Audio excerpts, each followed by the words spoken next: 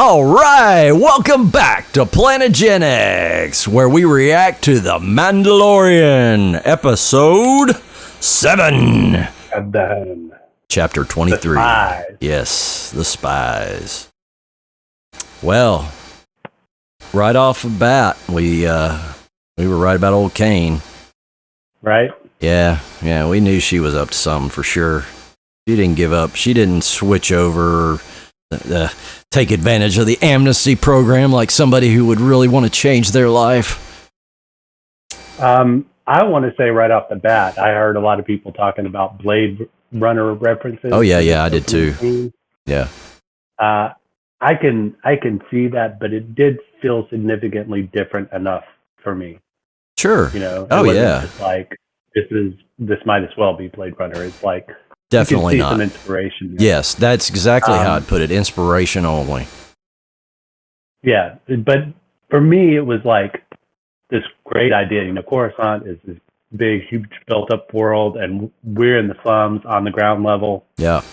And yeah, that's present in all kind of sci-fi stuff. Right. Yeah. I mean, a lot of them. Judge Dredd. I mean, you know, there's been a lot that have done similar stuff. It's not unique to them, and it's fine. Listen, I thought it was a very nice nod to Blade Runner, which has a Star Wars connection in a couple of ways. You know, through Harrison and through the Millennium Falcon they used as one of the buildings. You know, so it's fine. And the probe droid being on Coruscant is the biggest shock to me. You know, right? That's probably not something you would think would just be sputtering around out in the open like that. That was really wild. Well, I mean, they were in an alley, and she was constantly looking over her shoulder. Exactly, and this goes back too about the whole thing about how the New Republic just sucks at policing. Period. This just further proves that. But then also Gideon just blowing his little thing right there, his projection for everybody to see. I mean, he's a wanted guy. You know, so obviously they're not really fussed about getting caught, I don't think, down there.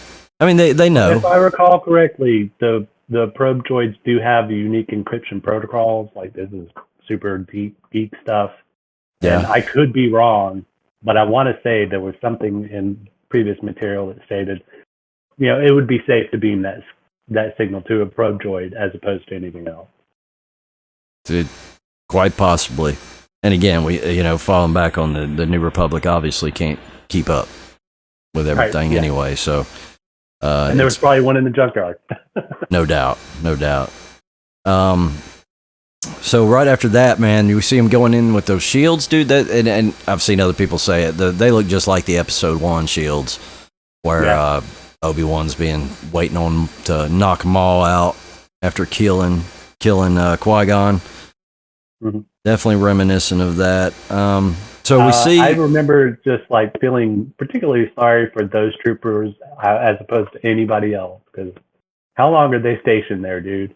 In that I know, corridor. Right? Like you're just all standing there and have to look like statues, basically, man. And then, well, like I hope they actually have some good oxygen things in them helmets so they can breathe, because I imagine that's probably cutting off or limiting the air supply in there. Right, but we've established there is usually oxygen in there, right? So. Yeah, because I was kind of disappointed in the First Order movies where he said they just filter out smoke and that's it. Right. Yeah.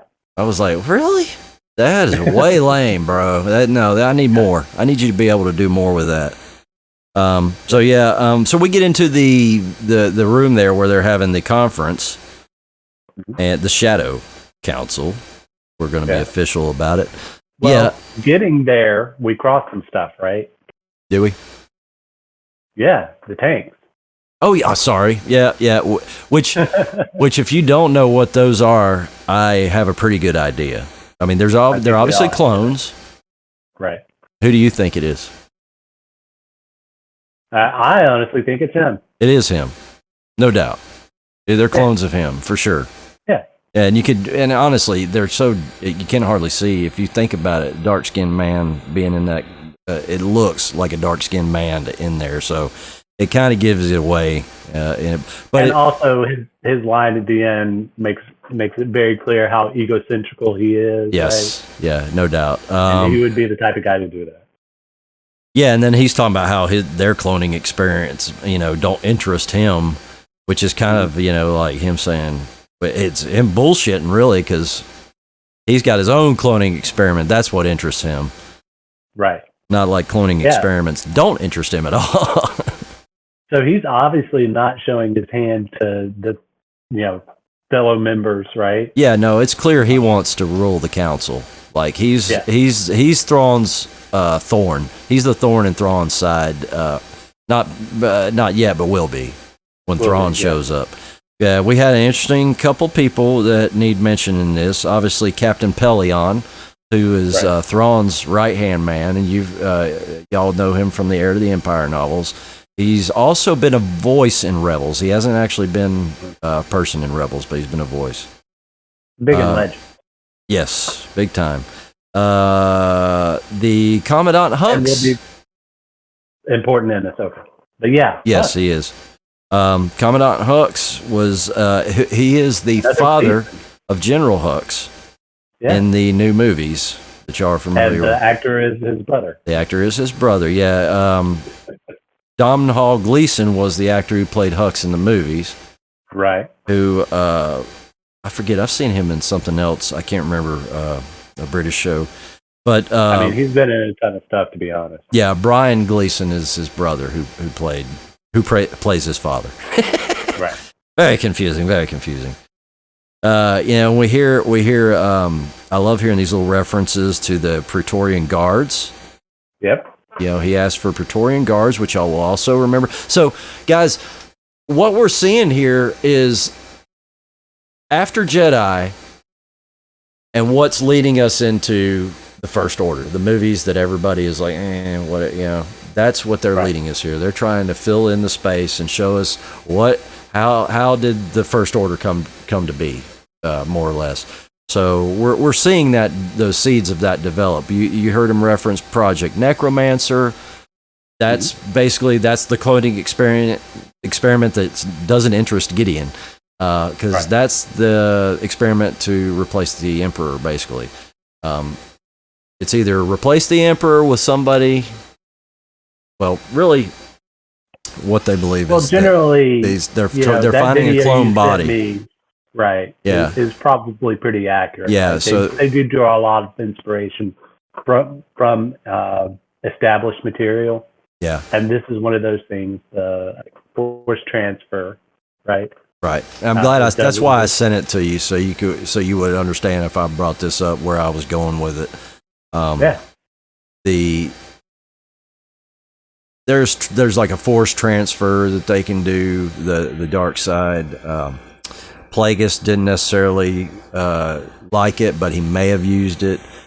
So Plagueis might still be alive in some form or fashion. The Emperor is somewhere, somehow. So they're trying to get a clone body with high midichlorian counts to where he can still use Jedi abilities. They can get him a clone body. That's not a problem. He wants a clone body where he can use all his powers as well as he did before, if not better. Well, that video also touched on something that's important here is the two types of cloning, right? Right. Go ahead. So you have the clones, which made the original stormtroopers, right? Yep, right. You make babies from genetic material. Right. They grow from babies. At a fast rate. But there's also the cloning of a person, which is why Dr. Pershing was so important, right? Exactly. It's a lot of his work that is able to basically get these midichlorians into I would say humanoid shell for the transfer. Yep. And it's important that body not be flawed. Like, so you see how Snoke has this. Snoke's a clone, obviously. He was obviously an intended vessel for Palpatine. But you see that Snoke has this giant gash on top of his head, and that's because they have to use the cloning, like Brian was talking about, where it just is a copy. It's not grown from birth, because it's going to copy that exact everything that's there. If they'd have grown Snoke from birth, he would have not grown a new scar. He would have just had normal skin there. or whatever, but he would not have been able to carry the midi-chlorian count, the midi-chlorians period, that would allow Palpatine to do his thing and be, all-powerful bad dude. Well, this was also a race we really don't deal a lot with, right? Snoke. Yeah. He's from that other side of the outer rim or something where it's unexplored. This is where the Emperor has been hiding out. Might be where Ezra and Thrawn ended up after the World Between Worlds. Who knows? It seemed like I was going to mention something else about that video that referenced all that stuff. Well, we still got plenty to do. Yeah, I was going to say I definitely see why now Gideon got rid of Pershing. Obviously, he doesn't care about the Emperor, and like he says, your cloning experiences don't interest me. So he wants to be the guy running the whole show. Why would he want them to have any success cloning the Emperor? And he's going to try and try and be a thorn in Thrawn's side. So we'll see how all that plays out. That's why David Filoni's movie that's in the Mandoverse is going to be very important, because I imagine it's going to tie a lot of this stuff up. And probably actually seed a lot more stuff, because I'd imagine if it's successful that we'll see maybe another one. So yeah, they had the Praetorian Guards mentioned, which was awesome. You saw those. Yeah, I totally went over my head till the end of the episode. Yeah, those are the ones you saw fighting Rey and what's his nuts? Kylo in the second movie. Yeah, and they're also in the new Star Wars games, right? They are mobs in that game. Oh yeah, okay, cool. I haven't seen them, so I don't know yet. The TIE Advanced, which we've seen in Return of the Jedi, love those, and he requests TIE Bombers as well, which you've seen from as far back as Empire Strikes Back. So nice to see some old ships.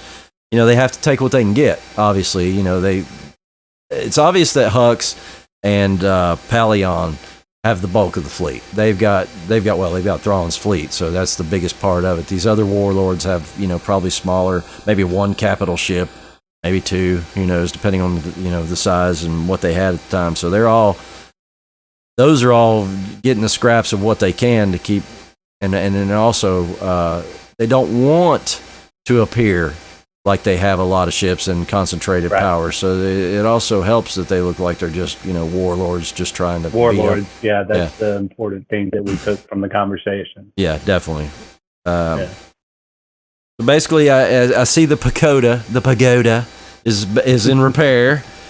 It is. Well, also a great establishing shot, right? Yes, yeah. Well, that pagoda, we've talked about it before, is kind of representative of Navarro. I mean, sorry. So whatever state it's in is kind of the state of Navarro. It's like a mood ring, really, a mood pagoda, if you will. The mood pagoda. Meanwhile, back at the pagoda. Meanwhile, behind the pagoda of his innocent-looking bookstore. Why did they send the children away? That was a question I wrote down. I didn't think the Mandalorians would have done that. So what I'm referring to is when they come down, the Mandalorians are meeting each other, the two factions, for the first time, and Paz is like, send the kids away. And I'm like, what? No, I don't think they would do that. I think they would leave. You take these kids into, teach them to fight. I don't guess they take them into battle, but certainly they could be there for a meeting. Or maybe they think it's going to go south. I don't know. Well, no, that's what I got from it. Everybody's obviously very uncomfortable in that shot. Yeah. And to me, it's just a way to make it apparent, like how untrusting Paz is, right? Right. Yeah, then that's why I rose the question. I thought you would help me realize that a little better. I just wanted to bring it up for the sake of conversation, thinking it was something maybe you would have left the kids out there. I don't know. I mean, they're supposed to be warrior kids. What you're saying makes sense. Yeah, but I don't know. I think it's just xenophobia is supposed to be presented in some fashion. It's a good point. Good point. So we see IG-12. I loved that they turned him into a little vehicle for Grogu. You see, he has the little balls. Grogu's favorite little balls. He's got two of them he can play with now. Oh my God. 2 buttons. Yeah, right. The bad buttons. Yeah, the yes button and the no button, man, are so funny. And when that Anzellan comes out and he sees Grogu again, he's like, bad baby, no squeaky. You know, Right. That shit's hilarious, dude. And I have to ask, and just Grogu just like, yes. Oh, he's such a little shit, isn't he? I love him being a little shit. But is this what they mean by Grogu speaks? I have to think they fucked us. Maybe. I think they did. I think they're being wise asses with us. Yeah, Grogu's going to speak this year for sure. This season. I think they wise assed us. Could be. I could see it. I really do.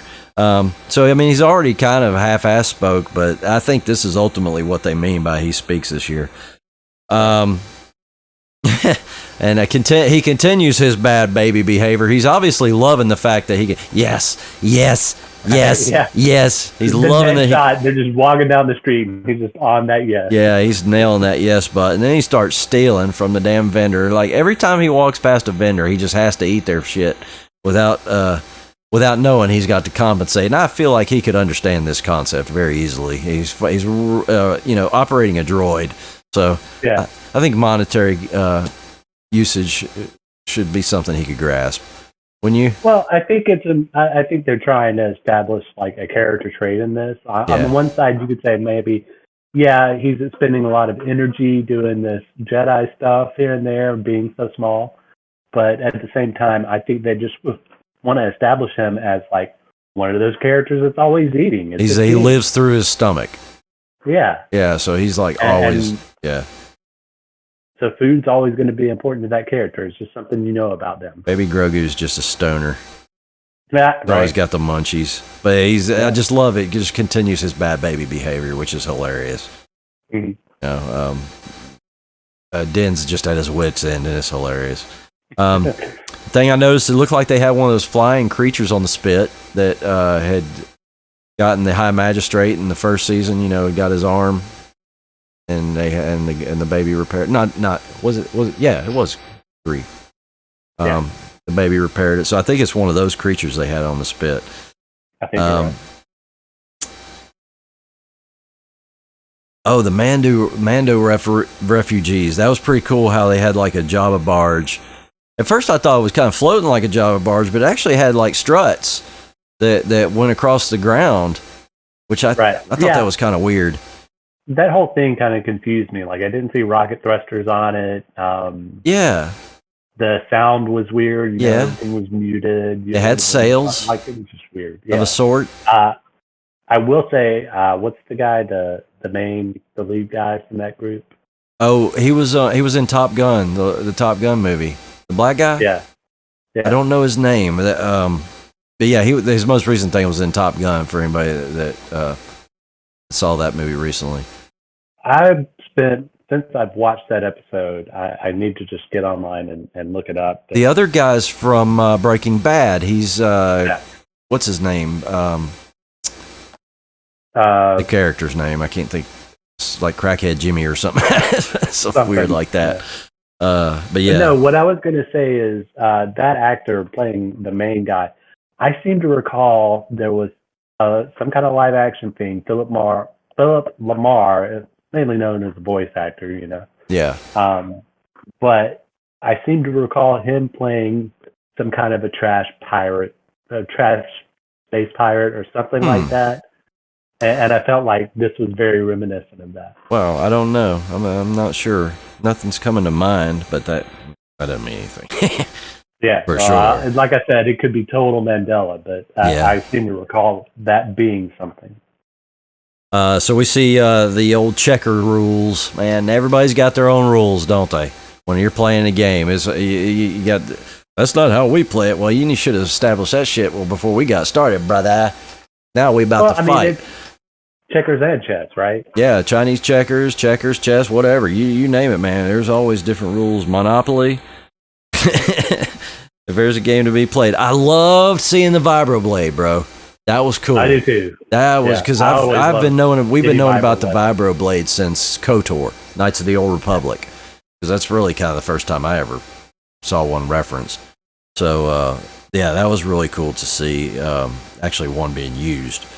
And then that quote where the baby, comes right up in there between them, and obviously nobody's going to hurt a baby, but then saying that he didn't learn that from me. Right. Well, I mean, cool. No, the no button, right? Yeah. That's where we get I don't know. I guess that's another character trait they're trying to establish in him, because he repeatedly was hitting no like he did with the yes. Yeah. Like obsessive behavior. Yeah. I like that. Obsessive bad baby behavior. No. The creature. That was cool to see. Yeah. I still don't know exactly what it is. It's being listed as an ankylosaurus. Here, this is what's funny, okay? I'm not sure I'm saying this right. Ankylosaurus. It's spelled Ankylo-saurus.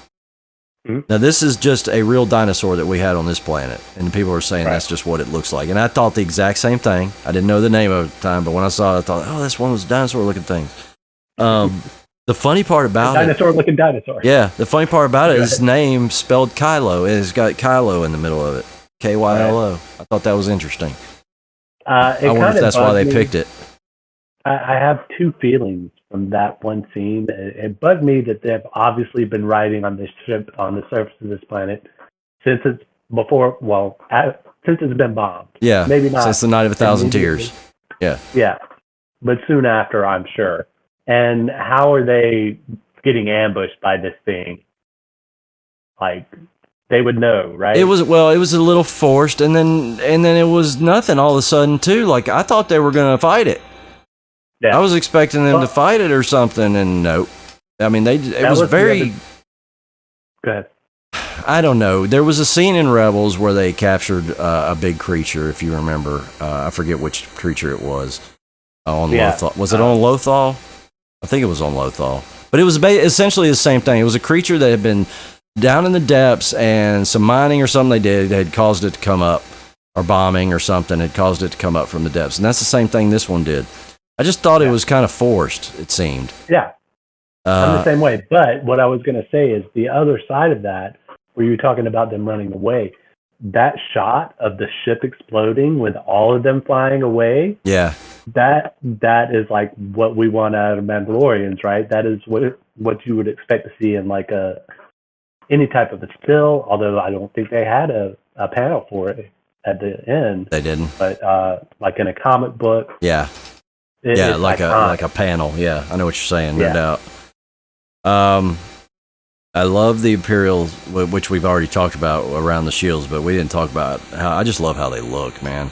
I love newer, any Stormtrooper armor I am just a fan of. I would love to have a little collection of all the figures, every Stormtrooper armor ever made. I just love armor and the different looks that they come up with for each one, and these guys are no exception. Got a little bit of like clone trooper look to them, got a little bit of Mandalorian look to them. Just very cool. I liked them a lot. And that was an awesome fight between them and the Mandalorians. I thought that was really cool. Definitely. Yeah. The TIE bombers and the TIE advances hanging upside. Well, the TIE advances were hanging upside down like bats. That was just cool as shit. And to me, it makes more sense on how might be easier to get into them too. Perhaps. I agree. Yeah. I love when they come in and say it's an ambush, but I expected them to say it's a trap. I so expected them to say it's a trap. That's every fanboy, right? And I was not expecting them in an Imperial base on Mandalore either. That took me by surprise, but with Gideon, it makes perfect sense. He's been there the whole time, mining Beskar, making these Dark Troopers, which we come to find out. That's like you said, you thought those clones were clones of him. He says, I built this Dark Trooper armor. This is the new version of the Dark Trooper. And instead of being, it's going to be him inside it, So he's got all those clones of him to make these troopers. They're not going to be mechanical like we saw in Book of Boba Fett. Or was it the end of Mandalorian Season 2? Now I'm confused. Yeah, either one.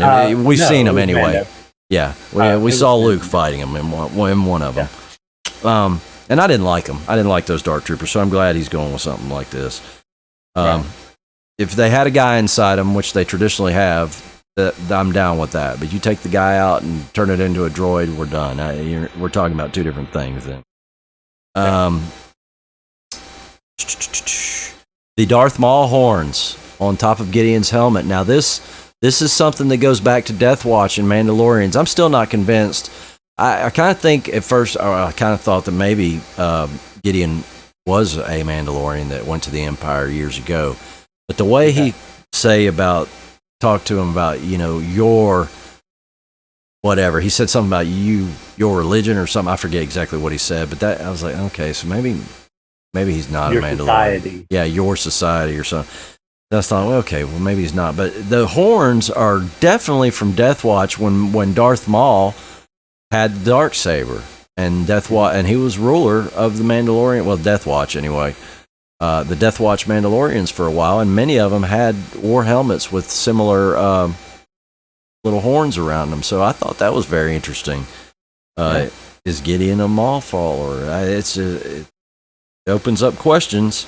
Certainly does. Or is that just another society that benefits him, right? Yeah. And man, the ending. Oh my goodness. Paz just going off. And dude, he kills every single one of the troopers. I saw that tip of that gun start glowing.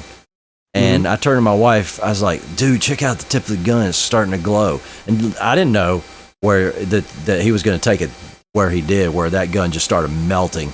That was badass. He kills a guy with it. Yeah, beats a fucker with it. And dude, he's a tank. He's the biggest Mandalorian we've ever seen armor wise. They're hitting him like crazy. It's just kind of knocking him back a little bit, but it takes 3 Praetorian guards to take him out. And I mean, it wasn't simple for him either. It took him a minute. Actually, he was tired out at that point. He didn't go down as quick as they expected. Exactly. Yeah, I bet 1-on-1 it might not have come out in their favor. Right. 2-on-1. I mean, we didn't see him throw anything at them, really, right? Yeah, I mean, he was fighting them, but he didn't pull out his flamethrower. He didn't. Yeah, if he'd have still had that gun, I don't know that it would have been a different prospect. I don't know that he still would have lost, or it's hard to say. Yeah. But it was definitely, I hated to see him go down, but I knew he was going to die. Yeah. I don't know how, but when they decided that they were going there, and when it came that there was going to be we knew Moff Gideon was talking about the Mandalorians trying to retake Mandalore. Yeah. I was like, they're going to go there and Paz is going to die. Yeah, and they've made such a big deal about his kid. You saw the baptism of the kid. You saw the kid get taken away. The friendship come together. Yeah, Paz was a big deal. They didn't use Favreau's voices this season. He was a main character. Yeah, I think it was pretty much set that you knew that was going to be a sacrifice that we would see eventually, and we did, and it was great. I loved seeing him go down in a big fight and take everyone out except for those last 3. So fitting for his character. It really is. So it was a great fitting to the end of the episode. A great episode compared to last week. I didn't hate last week. I just hated it in this story, in this particular setting, I should say. Sometimes there's a lack of action. It feels like. Yeah. And sometimes we get it like in this one. And I just feel like, too, that it's so different from where we started out from season 1. And I think that's where a lot of people are lost. If you're not a hardcore fan, it's hard for you to keep up. I can see that. It's definitely all for the fans. So I think ultimately it's going to go down as okay because the hardcore fans are the ones that really have the money, I think. And those are the ones that keep making it possible. They'll keep buying the stuff and keep making it all possible. So, another great episode. I guess this is the second to last episode. So next week should be the final? I've been thinking that everything had 8, but then all of a sudden stuff has 10 episodes. So I don't know. I thought Picard was 8 episodes. It's got 10. So, I guess we'll see you guys next week. Well, we'll sure see you guys next week with the Mandalorian reaction. And we really appreciate you watching us. Please remember to hit the subscribe button and the like button. We really need some algorithm love. Big time. We want to get out there for everybody to see us and give us a chance to tell us whether we suck or not, right? Because somebody's going to tell us we suck. We know you're out there. Why is my finger not in the shot? I got to look way up here to get my finger in the shot. This is so weird. This camera. I swear, I can't wait till I get a new camera. We know you're out there. Yeah. That's going to be my... Yeah, there you go. Give me a shot. That's going to be our reaction shot. Our thumbnail. We loved it. It was awesome. Yeah. All right, guys. Enough of being an idiot. Thank you so much. We'll see you on the flip side. Peace.